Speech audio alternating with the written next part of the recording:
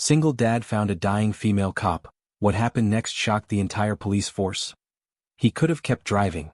Most people would have. A single dad. Midnight. No witnesses. But when he saw the dying female cop on the side of the road, he stopped. And that one decision didn't just save her life. It exposed a past so dangerous, it would shake the entire police force. The rain didn't fall. It punished the road. Sheets of water slammed against the windshield, turning the narrow forest highway into a black tunnel of blur and noise. The trees on either side bent and swayed like they were trying to escape the storm themselves. No streetlights. No houses. No signs of life. Just darkness. Jack Rowan drove slower than usual, both hands steady on the wheel of his old pickup. The heater hummed softly. A half-empty coffee cup rattled every time the truck hit a pothole. It was almost 11. Most people avoided this road after sunset. Jack preferred it. Fewer cars. Fewer questions. Fewer chances of running into someone who remembered him from before. The radio crackled, lost signal, then went dead. Jack didn't bother fixing it. Then he saw the lights. Red. Blue. Flickering weakly through the rain ahead. Not bright. Not commanding. Wrong. Jack's foot lifted off the gas. For a moment he told himself it was nothing. A reflection. Someone pulled over. A trick of rain and exhaustion. Lightning split the sky. And the world ahead flashed white. A police cruiser lay upside down in the ditch. Smoke curled from the hood. One wheel still spun slowly, uselessly, like it hadn't accepted reality yet. Jack's jaw tightened. Every instinct screamed, keep going. Call it in. Let professionals handle it. You have a daughter at home. You don't need this. He drove past the wreck by 10 feet. Then stopped. The engine idled. Rain hammered the roof. Jack closed his eyes.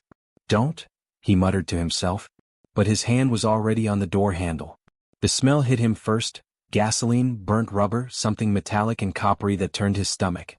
Jack slid down into the ditch, boots sinking into mud. The cruiser was worse up close. The roof crushed inward.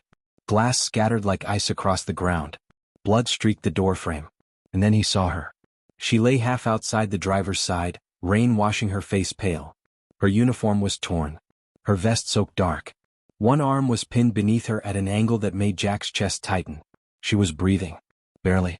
Jack dropped to his knees beside her. Hey, he said loud enough to cut through the storm. Hey, stay with me. Her eyes fluttered open.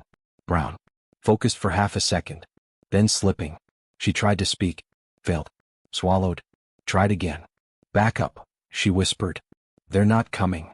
Her fingers twitched, weakly curling into Jack's jacket like she was afraid he'd disappear if she let go.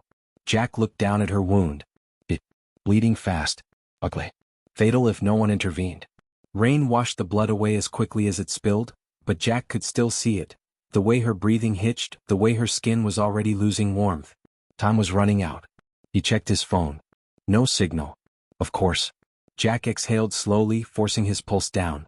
Panic never helped anyone. Panic killed people. He leaned close so she could hear him. In a calm voice that didn't match the chaos around them, he said, "Stay with me. You're not dying tonight." Something in his tone made her believe him. Her grip tightened just a little. Jack scanned the wreck automatically. Fuel leaking. Engine ticking. The smell growing stronger. They didn't have much time. "What's your name?" he asked. "Sarah." "Miles?" she breathed. "Okay, Sarah. I'm Jack." He shrugged out of his jacket, pressed it against her wound hard enough to make her gasp. "I know," he said evenly. "I know. Don't fight me." Her face twisted in pain, but she didn't pull away. Jack's hands moved with a confidence he hadn't used in years. Muscle memory doesn't die. It waits. "Did you call it in?" he asked. 20 minutes ago, she whispered. "They ran me off the road. 2 vehicles. Cartel tactics." His mind supplied the words without permission. Jack's jaw set. "Listen to me," he said. "I'm going to get you out of this car. It's going to hurt. You can yell at me after." A weak smile touched her lips. "If I pass out, don't let me." "I won't." He pulled a knife from his pocket. Old, worn, sharp. "Cut the seatbelt." Sarah screamed as gravity took her weight. Jack didn't hesitate. Hesitation killed. He supported her neck, eased her free, laid her flat. The wound was worse than he'd hoped. Internal bleeding likely. She was already slipping into shock. Jack ran back to his truck. In the bed, beneath a tarp, sat a medical kit he told himself he carried for just in case. just in case had arrived. He packed the wound, applied pressure, wrapped a field dressing with precision that came from doing this in places where screaming got people killed. Sarah cried out, then steadied when she saw his face. "You've done this before," she said. "Yes." Lightning flashed again. The engine sparked. Jack scooped her up. "Hold on." He carried her just as the cruiser erupted into flames. The explosion threw heat and sound through the forest. Jack shielded her with his body. When the noise faded, only rain remained. Sarah stared at him wide-eyed. "You're insane," she said weakly. Jack checked the bandage. "Yeah," he replied. "But you're still alive." The alarm went off at 5:30 a.m. Jack silenced it instantly. The house was small, old, and warm in the way only lived-in places were. 2 bedrooms. 1 bathroom. Floors that creaked in familiar places. He moved through the kitchen automatically. Lunchbox. Apple slices. Peanut butter sandwich. No jelly. Lily hated jelly. Pancakes sizzled on the stove. Dad. Lily appeared in the doorway, hair tangled, wearing 1 sock. "You're up early," Jack said. She squinted at his hands. They were scrubbed raw. Still not clean. "You hurt again?" He smiled faintly. "Old stuff." She didn't believe him. She never did. "Why do you always smell like rain?" she asked. Jack froze for half a second. "Because I like driving with the windows down." She nodded, unconvinced, and climbed into her chair. On Jack's wrist, the black rubber bracelet sat heavy. Never leave a fallen, he hadn't worn it in years. He didn't know why he'd put it on last night. Outside, a police cruiser rolled slowly past the house. Jack felt it in his chest before he saw it. They were coming. Sarah Miles woke up to white walls and the steady beep of machines. Pain radiated everywhere. She turned her head. Jack stood by the window, hands in his pockets, like he didn't belong anywhere else. "You're awake," he said. "You saved me." He shook his head. "You survived." She studied him, the scars, the posture, the eyes that had seen too much. "You're not just a delivery driver," she said. "No, a beat." "You coming back?" she asked softly. Jack hesitated. "I have a daughter." Sarah smiled. "So do I. A dad. I'd like to see him again." Their eyes met. Something quiet passed between them. Something unfinished. Jack Rowan thought he'd buried the man he used to be. But some roads don't let you drive past. And some promises don't fade. Next part is where the police start asking questions, and Jack is forced to decide how much of himself he's willing to reveal. Subscribe if you believe real heroes don't retire, they just change their mission. By noon, everyone in the county knew a cop had survived a crash she shouldn't have. By dusk, they knew something stranger. Officer Sarah Miles was alive because someone with advanced trauma training had found her on a road most locals avoided, and performed field medical work that looked disturbingly professional. Captain Marcus Hale stood in his office staring at the incident photos, jaw tight. The bandaging was textbook. Not EMT textbook. Not academy-level first aid. Combat medicine. "You see it too," he muttered. Detective Mara Quinn nodded. Whoever did this didn't panic. Didn't hesitate. Didn't improvise. This was trained muscle memory. "And he vanished," Hale said. "No name. No contact." "Not quite," Quinn replied, sliding a photo across the desk. A grainy traffic cam image from a gas station 2 miles from the forest road. An old pickup. Mud splattered. A man at the wheel. Face partially visible. Hale stared. "Run him." Jack Rowan didn't notice the unmarked sedan until it had followed him 3 turns too many. He was loading boxes at a rural supply store, sleeves rolled up, rain jacket hanging loose. The owner chatted about fertilizer prices like nothing in the world was wrong. Jack nodded, smiled, signed the clipboard. Then he walked back to his truck. The sedan idled across the street. Jack's shoulders tightened. Not fear, not yet. Recognition. He drove. The sedan followed. At the 4th turn, Jack pulled into a grocery parking lot and stopped. The sedan stopped too. 2 people got out. "Mr. Rowan?" the woman called. Jack stayed seated. "Yes. I'm Detective Quinn. This is Detective Alvarez. We'd like to ask you a few questions." Jack considered pretending he hadn't heard. Instead, he stepped out. "About what?" "About the night you found Officer Miles." Jack held her gaze. "Come. Neutral. I already gave a statement. We have a few follow-ups. Do I have a choice?" Quinn smiled politely. "Not really." Jack exhaled. "I need to be home by 6. Alvarez blinked. "That's specific." "I cooked dinner," Jack said. "My kid expects it." Pause. Quinn nodded. Fair enough. Let's walk. They didn't take him to the station. They walked the edge of the parking lot like three people having a normal conversation. It wasn't fooling anyone. You didn't call 911, Quinn said. No signal. You didn't wait for responders. She was bleeding out. You performed wound packing under pressure. Jack shrugged. I've seen worse. That's not an answer. It's the only one I have. Alvarez cleared his throat. You carry a military-grade medical kit in your truck. Jack stopped walking. Slowly he turned. I also carry jumper cables, he said evenly. Should I explain those too? Quinn studied him harder now. You're not in our system, she said. No medical license. No current military affiliation. Correct. But you move like someone who's worn a uniform. Jack smiled faintly. A lot of people have. Not like that. Silence stretched. Finally Jack said, if you're done, I really do need to go. Quinn hesitated, then nodded. For now. As Jack drove away, Alvarez muttered, that guy is hiding a lot. Quinn didn't disagree. Sarah hated hospital food. She hated the beeping machines. The thin blankets. The way everyone looked at her like she was fragile. She hated how close she'd come to dying. But most of all, she hated that she couldn't stop thinking about Jack Rowan. He hadn't come back. She told herself that made sense. He'd saved her. That was enough. So, when Captain Hale walked in, she sat up straighter. How are you feeling? Like I lost a fight with a truck. He smiled. You won. Barely. Hale pulled up a chair. I need to ask you something off the record. Sarah's smile faded. Okay. The man who saved you, Jack Rowan, what exactly did he say to you? Sarah thought. He told me to stay with him. That I wasn't dying. That he'd seen worse. Hale nodded slowly.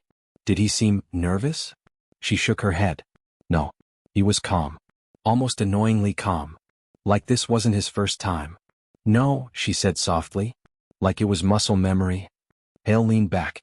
Sarah, he said carefully, we think Jack Rowan is former Special Forces. Her heart skipped. That's not something you just think. No, Hale agreed. It's something you recognize. Sarah swallowed. So what happens now? Hale looked at her. Now we figure out why a man like that is hiding in our county. Jack made spaghetti. Lily sat at the counter doing homework, humming off-key. Dad. Yeah, Bug. Are you in trouble? Jack paused mid-stir. Why would you ask that? Because the police car drove past the house twice. Jack met her eyes. I helped someone, he said gently. Sometimes that brings questions. Did you do the right thing? Jack didn't hesitate. Yes. She nodded, satisfied. That's good, she said. I don't like it when people don't do the right thing. He smiled. Kids were simple like that. After Lily went to bed, Jack stood alone in the kitchen. The bracelet on his wrist felt heavier tonight. Never leave a fallen. He hadn't planned to live by it again. But plans were overrated. 3 nights later, a warehouse on the edge of town burned. No injuries. No suspects. No witnesses. But Captain Hale knew what it meant. The cartel Sarah had been investigating wasn't leaving quietly. They were sending a message. Hale stood in the command room, tension thick. They know she survived, Quinn said. And they know someone helped her. Which means Jack Rowan is now a variable, Hale replied. Or a target. Hale exhaled. Bring him in. Jack sat across from Captain Hale in the station conference room. Coffee between them. Untouched. I'm not here to arrest you, Hale said. Good, Jack replied. Because I'd rather not explain that to my daughter. Hale almost smiled. You know why you're here. Jack nodded. You want me to consult. Hale raised an eyebrow. Straight to the point. You don't bring me in like this for a thank you card. Hale leaned forward. My officers are good people, he said. But these aren't street thugs. They're organized. Armed. Tactical. Jack said nothing. You know how they think, Hale continued. You know how they move. Jack's jaw tightened. I left that life. I know, Hale said softly. But it followed you. Silence. Jack finally spoke. I don't carry a weapon. I don't kick doors. I don't put myself in the field. We need training, Hale said. Preparation. Medical. Tactical awareness. Jack considered. Then, I go home every night. Hale nodded. Deal. They shook hands. Outside the room, Sarah waited. You're really doing this? She asked. Jack sighed. Looks like it. She smiled. Guess I owe you more than my life. He smirked. You still owe me a thank you coffee. She laughed, then winced. When I can walk without cursing, deal. Something warm settled between them. Quiet. Real. 15 officers stood in the gym. Jack stood in front of them, hands relaxed, posture easy. The first minute decides everything, he said. Panic kills faster than bullets. Someone scoffed. Jack ignored it. He demonstrated tourniquets. Wound packing. Cover movement. Communication. He corrected gently. Encouraged quietly. By the end, no one scoffed. Sarah watched from a chair, impressed. You're good at this, she said afterward. Jack shrugged. I don't like funerals. She smiled softly. Neither do I. Their eyes held a beat longer than necessary. Neither looked away first. That night, Jack found an envelope taped to his door. No stamp. No name. Inside, a photo. His truck. His house. Lily walking home from school. A message written in block letters, stay out of this. Jack's hands didn't shake, but something inside him hardened. He picked up his phone. Captain, he said calmly. They know where I live. Pause. Then Hale said, so do we. Jack Rowan had tried to live quietly. But quiet doesn't stop predators. And walking away doesn't protect the people you love. Next part is where Jack steps into the open, and the entire police force learns who he really is. Subscribe for the final part, where courage becomes public and purpose becomes permanent. Jack didn't sleep. He sat at the kitchen table until dawn, coffee untouched, phone face up, lights off. Outside the woods were quiet. Too quiet. At 5:47 a.m. his phone buzzed. Captain Hale, marked unit will sit on your street today. Unmarked tonight. Your daughter is protected. Jack exhaled, but only slightly. Protection was temporary. Endings were permanent. When Lily came down for breakfast, Jack smiled like nothing was wrong. Big day? She asked. Just training, he said. She studied him too closely. Kids always knew. Are you scared? She asked. Jack knelt so they were eye level. Sometimes, he said honestly. But being scared doesn't mean you stop doing what's right. She nodded, serious. Okay, she said. Just come home. I will, Jack promised. He didn't add I hope. The cartel didn't want Jack involved. Which meant they already believed he was dangerous. And men like that didn't bluff. Detective Quinn burst into Hale's office before noon. They hit one of our informants, she said. Didn't kill him. Left him alive. Hale's face hardened. Message? They mentioned Jack Rowan by name. The room went silent. Sarah sat forward. They're escalating. No, Quinn corrected. They're provoking. Hale stood. Get Jack here. Now. Jack didn't wait to be asked. They're going to use me to pull you out of position, he said calmly once the door was shut. They want you emotional. Rushed. Sarah stared at him. How do you know that? Because that's how we used to do it, Jack replied. The word we hung heavy. Hale folded his arms. You want to explain that? Jack looked at Sarah. Really looked. Then he sighed. I was Special Forces, he said quietly. 12 years. 2 tours I won't talk about. One I still dream about. No one interrupted. I didn't leave because my contract ended, he continued. I left because I couldn't keep pretending the job ended when I came home. Sarah swallowed. You saved me like it was nothing, she said softly. Jack shook his head. It wasn't nothing. It was everything I tried to forget. Hale studied him. Why the hell are you hiding out here? He asked. Jack met his gaze. Because my wife died, he said simply. And my daughter needed a father who wasn't broken. Silence. Then Hale said, You're not broken. Jack almost laughed. Almost. Hale laid out the map. Warehouse District. Old Cannery. River access. They move product tonight, Quinn said. We hit them, we end this. Jack leaned forward. Not like that. Everyone turned. They expect you, Jack said. They want a firefight. Chaos. Collateral. So what do you suggest? Hale asked. Jack tapped the map. You let them think they're winning? Sarah's stomach dropped. No, Jack looked at her. They want me? Fine. I'll be visible. Hale snapped, absolutely not. Jack didn't raise his voice. I won't carry a weapon. I won't engage. I'll be bait. Sarah stood up. You're not expendable. Jack's eyes softened. I know. Hale paced. Damn it, Rowan, he muttered. You're asking me to put a civilian in the line of fire. Jack replied evenly, You're asking your officers to walk into a trap. I'm offering to collapse it. Silence stretched. Finally Hale stopped. "Controlled operation," he said. "You move exactly how we say. One step off plan, I pull you out." Jack nodded. "Fair." Sarah shook her head. "I don't like this." Jack smiled faintly. "I'll make it back for coffee." She didn't smile back. Rain fell hard. Jack walked alone toward the cannery, hood up, hands visible. From a distance he looked like exactly what he was pretending to be. A tired man in the wrong place. The cartel watched from shadows. "That's him," someone whispered. Jack's earpiece buzzed. "Hold," Hale said quietly. Jack slowed, but didn't stop. A voice stepped out of the dark. "You should have stayed home," the man said in accented English. Jack stopped. "I tried," Jack replied calmly. Guns raised. Jack didn't flinch. That hesitation, just half a second, was enough. "Now," Hale said. Floodlights exploded on. Police vehicles screamed in from every angle. The cartel scattered, right into the positions Jack had predicted. Flashbangs. Commands. Controlled chaos. Jack stayed still. Hands up. Breathing steady. A gunman rushed him anyway. Sarah shouted, "Move!" Jack stepped aside, grabbed the man's wrist, twisted, disarmed him cleanly, and released him to the ground without a strike. The entire move took less than 2 seconds. Body cams caught everything. One cartel member broke free, ran straight at Sarah. Time slowed. Jack moved. Not with rage. With precision. He intercepted, blocked, disarmed, and pinned the man to the pavement without drawing blood. Sarah stared down at the restrained suspect, then up at Jack. The officers stared too. No one spoke, because they all understood now. This wasn't luck. This wasn't training day confidence. This was mastery. Hale's voice finally broke the silence. "Secure the scene." The cartel was finished. News spread fast.